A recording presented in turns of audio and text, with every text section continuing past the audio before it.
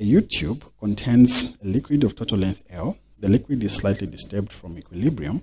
Find the time period of oscillation.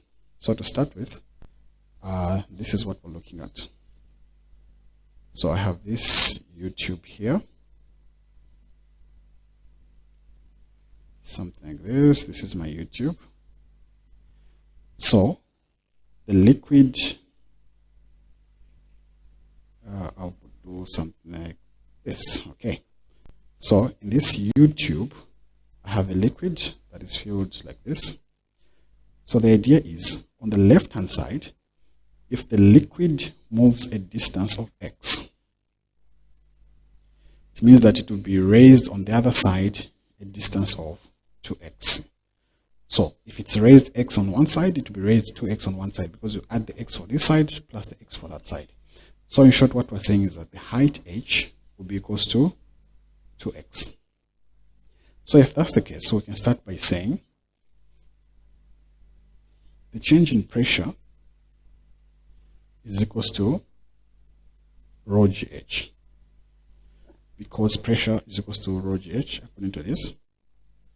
Then I can replace my h with 2x like this. So this means that the change in pressure is equals to 2 rho gx. Alright, so if that's the case now, pressure is also known as force over area. So I can replace pressure with force over area like this. This is equals to 2 rho gx. Cross multiply, this means that force is equals to 2a rho gx. Now, Newton's second law of motion says that force is a product of mass and acceleration. This is equals to 2a rho gx, like that. Then I need to find an expression for mass. So, let's just do it right here. One thing we should know about mass is that from the formula of density is equals to mass over volume. If I cross multiply, this means that mass is equals to density times volume.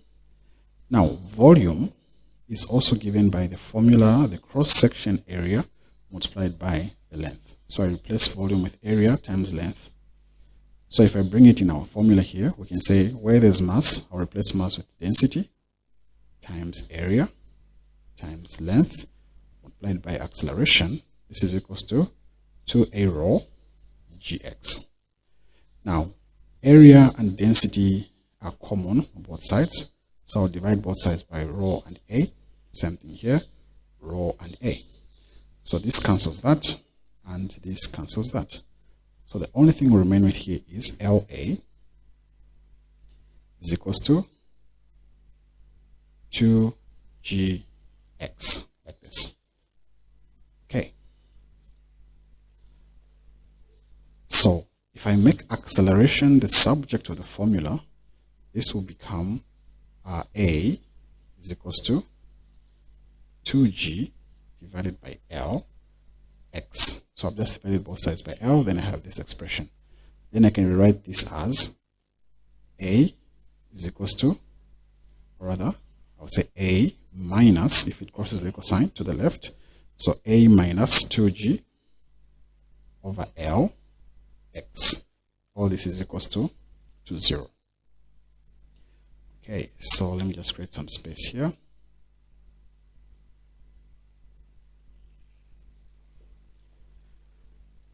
So now, simple harmonic motion says that force is the product of spring constant K multiplied by displacement X. So this means that F minus Kx is equals to 0. Then from this I can say force is mass times acceleration minus Kx. This is equals to 0. If I divide throughout by mass, I will say divide this by mass, divide this by mass, divide this by mass. So this cancels. So A minus K over M X is equals to 0.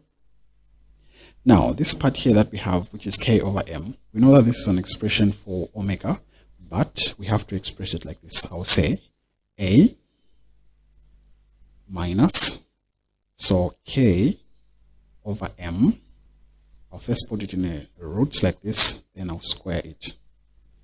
X is equal to 0. So what has happened here is, if I square and square root, I'll still go back to what I had. Because if I say the square root cancels the square, I'll just remain with K over M, which is what I had.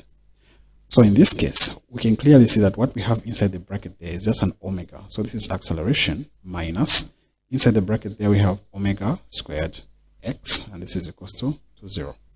So this equation that I have here, if I relate it to the expression that I've found here, then I can simply obtain the coefficient of x and equate the two. That means that I can say omega squared is equal to 2g over L. So this means that square rooting both sides means that omega is equal to the square root of 2g over L. Now remember, I'm looking for the time period.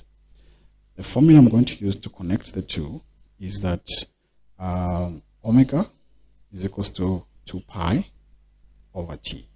So I'll replace omega with this formula right here. Allow me to clear this.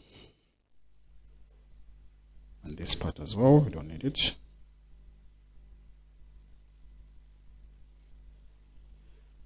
So I'll replace omega. Let's bring this one. Where there's omega, I'll replace it with 2 pi over t. And this is equal to the square root of 2g over L. I can simply multiply by the reciprocal of everything. If I reciprocate everything, this becomes period over 2 pi is equals to the square root of L over 2g. I've just reciprocated both the left hand side and the right hand side. So now to get rid of that 2 pi, I'll just multiply everything by 2 pi. If I multiply everything by 2 pi, this means that the 2 pi on the left cancels out, leaving us with only period being equals to 1 over, no, not 1 over, since we're multiplying, it will be 2 pi multiplied by the square root of L over 2g.